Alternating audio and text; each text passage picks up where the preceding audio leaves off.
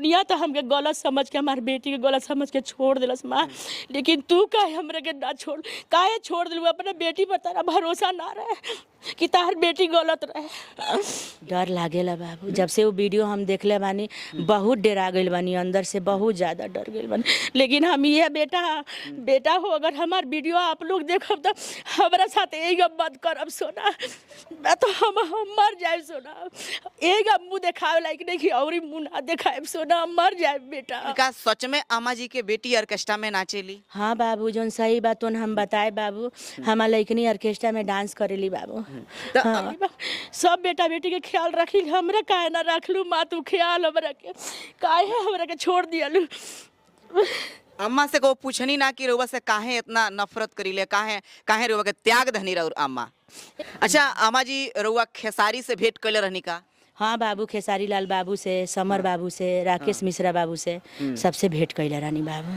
अच्छा अम्मा जी, इहो सुने में आवेला कि राउर परिवार रउआ के छोड़ देहलस, राउर आपन माई रउआ के छोड़ देहनी, काहे? माई भर नहीं छोड़ली, बहन लोग छोड़ दिलस, भाई लोग छोड़ दिलस, पर्दार तो आजकल के होला बाबू। राउर माई रउआ के काहे छोड़ देहनी? अब हम देखी बाबू, माई तो पता नहीं माई के दिल में हमरा प्रति का दुख रहल, का नफरत रहल, का ना, ये भगवान जाने बाबू। लेकिन उनके ज़्यादा इंसल्ट फीलिंग कब भइल, माने हमार माई हमार दिल के बुरा ना रही सोना, उन्हों के ना सबके मिल के कानून भरे, तो माई के तनी हमार अब बूढ़ पुरानिया आदमी के जानते बानी सोना। लेकिन ये कहत नहीं सोना कि दुनिया तो हमके छोड़ दिलस, लेकिन माई के तो ना छोड़े के चाहत लो ना बाबू।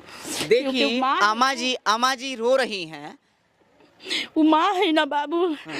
जैसे हम सुप्रिया के पैदा कैले बनी, वही हमार माई हमके पैदा कैली बा।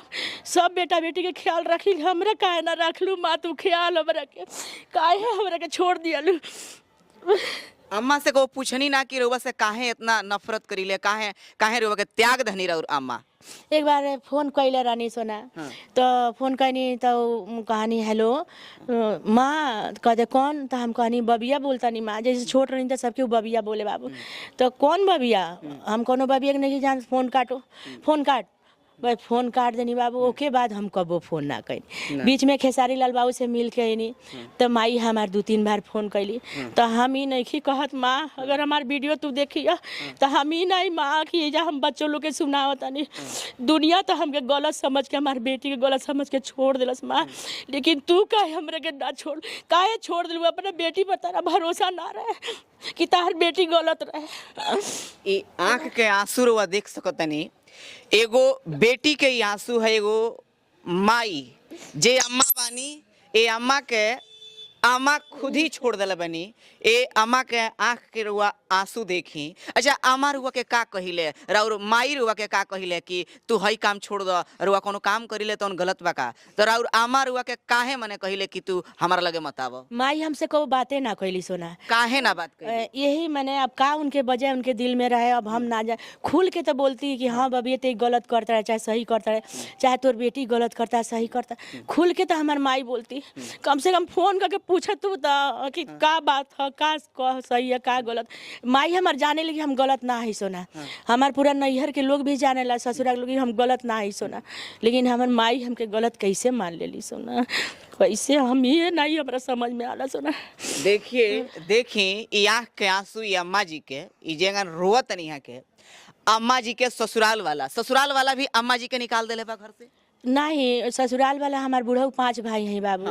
तो अपन 3 जने अलग रहे नहीं जा, आ 2 भाई एक में रहे नहीं जा बाबू। हाँ। अच्छा अम्मा जी के बेटी लोग पहले तो वीडियो में ना लागल कि अम्मा जी के बेटी जोन बा की ऑर्केस्ट्रा में नाचेली, लेकिन का सच में अम्मा जी के बेटी ऑर्केस्ट्रा में नाचेली? हाँ बाबू, जोन सही बात हम बताए बाबू, हमार लइकनी ऑर्केस्ट्रा में डांस करेली बाबू। तो अम्मा जी रउआ अपना बेटी के ऑर्केस्ट्रा में नचाओ तनी, लोग ऑर्केस्ट्रा के गलत कहेला, तो रउआ अपना बेटी के ऑर्केस्ट्रा में नचाओ तनी तो रउआ बुरा ना लगेला?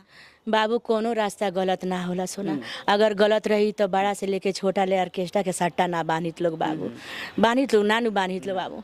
तो जैसे हम बिहार में जैसे ऑर्केस्ट्रा बहुत फेमस है सोना, अच्छा बेटा लोग में से डांस करके वायरल भइल लोग, तो हमारे लेकिन कि ये सपना रहे कि हम अपना डांस दिखाएम ना अम्मा, तो हम भी वायरल हो जाएंगे, हम हीरोइन बन जाए।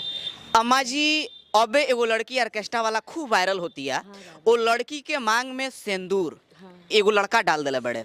तो रउआ डर ना लगेला कि रउआ बेटी के मांग में कोनो लड़का अगर सिंदूर डाल दे तो का होई? डर लागेला बाबू, जब से वो वीडियो हम देखले बानी बहुत डरा गइल बानी, अंदर से बहुत ज्यादा डर गइल बानी।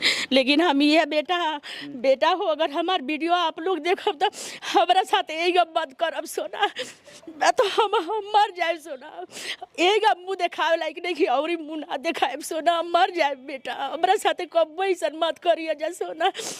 हमरा बहुत डर, रात भर नींद नहीं आवेला सुना, हमरा डर लगी कहीं यही हमारा लड़की नहीं गई कह दे बाबू। अच्छा के एक लाइन में केहू भी आवेला तो कुछ के शौक रहेला, कुछ के मजबूरी रहेला, कुछ के सपना रहेला बाबू।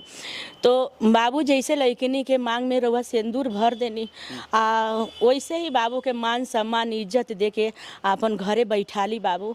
हम रउआ से यही विनती करतानी बेटा, काहे कि वो लड़किनी के जिंदगी बचा ली बाबू, बाकी वो लड़किनी के केहू ना पूछी बाबू। मतलब जौन लड़की के